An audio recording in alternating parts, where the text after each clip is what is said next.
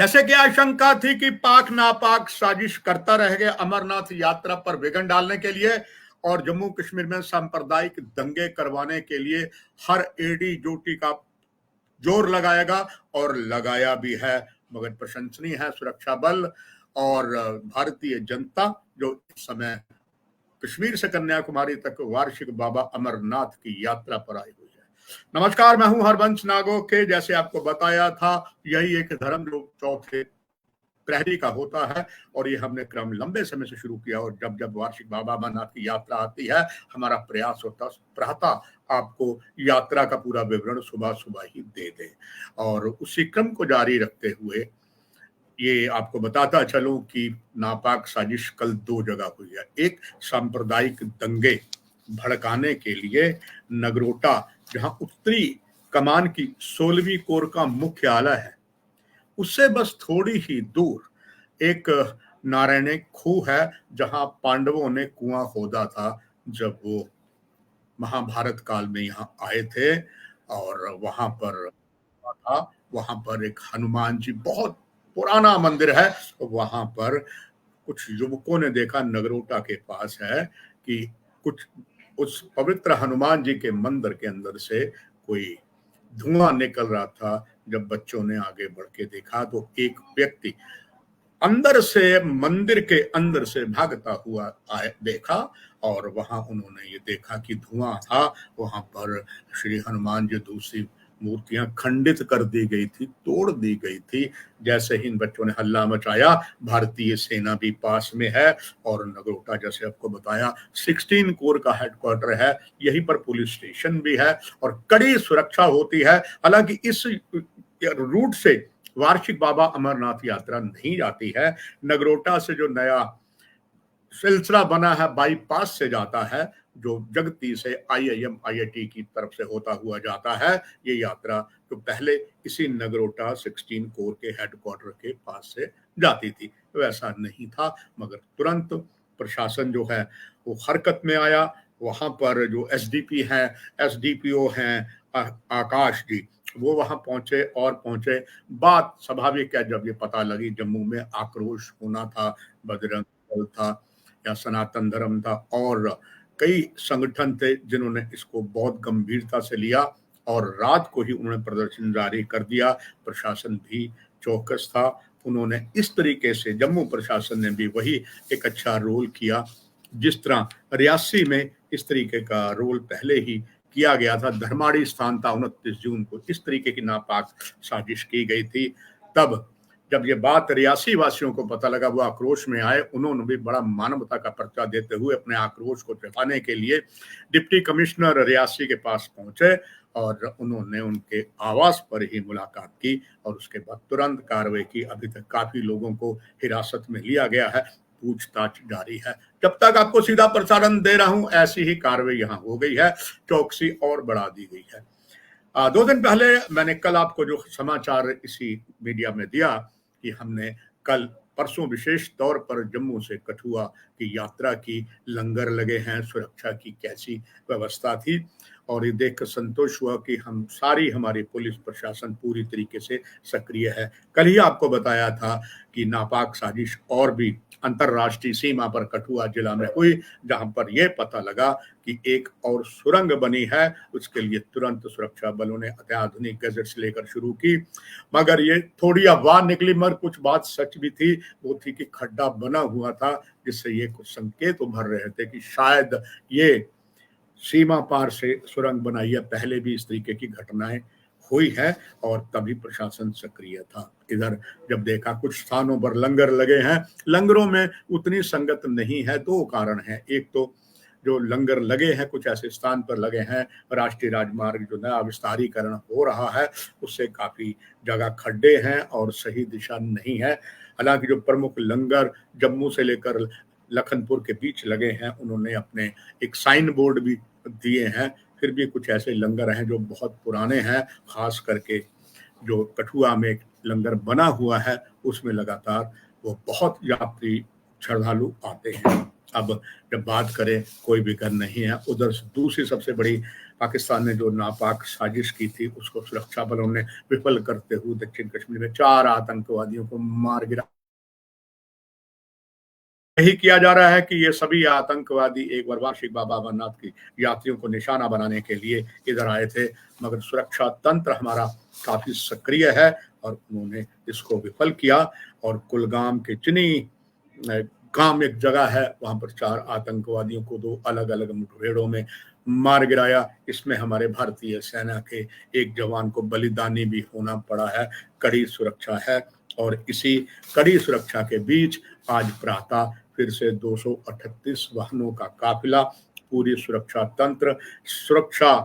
तंत्र जो है उनका बहुत बड़ा होता है, उसके साथ चलता है। उसमें आज 238 जो वाहन चले, इनमें कुल 6,145 यात्री थे और 238 वाहन जो थे उसमें बालटाल के लिए जो यात्री निकले उसमें 2006 पुरुष, 59 महिलाएं, 14 बच्चे और 80 साधु और 8 साध्वी थे। पहलगाम की ओर 3,448 का कुल जत्था चला। इसमें पुरुषों की संख्या 2,689 थी, महिलाओं की संख्या 625 थी, बच्चों की संख्या 5 थी, साधु 97 थे और 32 जो हैं वो साध्वी थी। यानी कि साधु और साध्वी लगातार यहाँ पर शिवलिंगम पर दर्शन कर रहे हैं। एक जो कुदरती चीज, नेचुरल चीज हुई, उससे थोड़ा सा यात्रियों को मामूली सा, जो इस समय चल रहे थे, उनके मन में इच्छा थी कि अगर शुरू की यात्रा के 7 दिनों के पहले 10 दिनों के भीतर आए हैं, हमें जब हम यात्रा करें हमें हिमलिंग जो है वो हम मिल जाए। मगर हिमलिंग जो है जलवायु के परिवर्तन के कारण 7वें दिन ही समाप्त हो गया। 3,888 समुद्र तट से ऊंचाई पर स्थित आमरेश्वर धाम, जिसे बाबा अमरनाथ की गुफा भी कहा जाता है, जी की पवित्र गुफा है, इस गुफा का चयन जो है भोले बाबा ने अमृत की कथा सुनाने के लिए सुनाई थी। हालांकि ये पहली बार नहीं है कि यात्रा के समय ही हिमलिंग पिघल गया है। इससे पहले भी 2004 में जब 1 माह की यात्रा थी, 15 दिन के बाद भोले शंकर का जो हिमलिंग है वो नहीं दिख रहा था। इसी तरीके से 2013 की हम बात करें तो 22 दिनों के बाद ऐसी ही स्थिति हुई थी और 2013 में। और कहा यह जाता है, जो वैज्ञानिक है वो कहते हैं जो श्रद्धालु जाते हैं, तो एक जो श्रद्धालु जाता है अंदर शिवलिंगम के दर्शन करने, वो 100 वाट जो ऊर्जा का उत्सर्जन करता है। यानी कि उसे जो निकलती शरीर का जो सांस लेता है फिर छोड़ता है, उसकी जो ऊर्जा 100 वाट होती है। और इसी तरह वहां पर 250 श्रद्धालु वहीं रहते हैं। क्योंकि सुरक्षा की व्यवस्था भारत सुरक्षा बल वाले हैं, तो बनी बात है वो जो उत्सर्जित ऊर्जा होती है उससे भी वहां पर बने हुए अंदर जो शिवलिंग है जो इसका बर्फ का बना हुआ है, वो पिघल जाता है। कई बार प्रयास किया गया कि इससे मुकाबला किया जाए, मगर जब हम कुदरत के नियमों से छेड़छाड़ करते हैं, जलवायु परिवर्तन है, तो ये स्वाभाविक होगा। खैर, उससे बेखबर यात्री चल रहे हैं इधर। और अगर राजनीति में बात करूं तो कल जम्मू का दिन बड़ा महत्वपूर्ण रहा, क्योंकि यहाँ पर भारतीय जनता पार्टी के राष्ट्रीय प्रधान जो स्वास्थ्य मंत्री हैं, कि 2 पद हैं उनके पास, एक पूरे राष्ट्रीय भाजपा के प्रधान हैं और उसके लिए उन्होंने कल श्री जगत प्रसाद नड्डा, जेपी नड्डा ने एक प्रदेश भारतीय जनता पार्टी की कार्य समिति की बैठक मिश्री वाला, जो जम्मू से अखनूर स्थित पर है, एक रिजॉर्ट है, वहां पर उन्होंने की। और उसमें राष्ट्रीय प्रधान के साथ केंद्रीय मंत्री जी किशन रेड्डी, जिनको प्रभार जम्मू कश्मीर का चुनाव के लिए दिया हुआ है, son of the soil doctor Jitendra Singh, और डॉक्टर नरेंद्र सिंह जो भाजपा की पदाधिकारियों में एक मेन पद पर है। उधर तरुण चुग भी हैं, बेसिकली पंजाबी हैं, मगर इनको जम्मू कश्मीर का प्रभार दिया गया। अक्सर इनके बयानबाजी आप देखते रहते हैं। सबने खास करके जेपी नड्डा जी की कमान में ये कहा गया 25 सीटों का लक्ष्य है कि हमने 25 सीटें लेनी है। हालांकि प्रदेश प्रधान जो हमारे यहाँ के हैं रैना जी, वो तो कहते हैं कि इस बार 50 के पार और हमारा चीफ मिनिस्टर होगा, और होना भी चाहिए, उनका प्रयास है।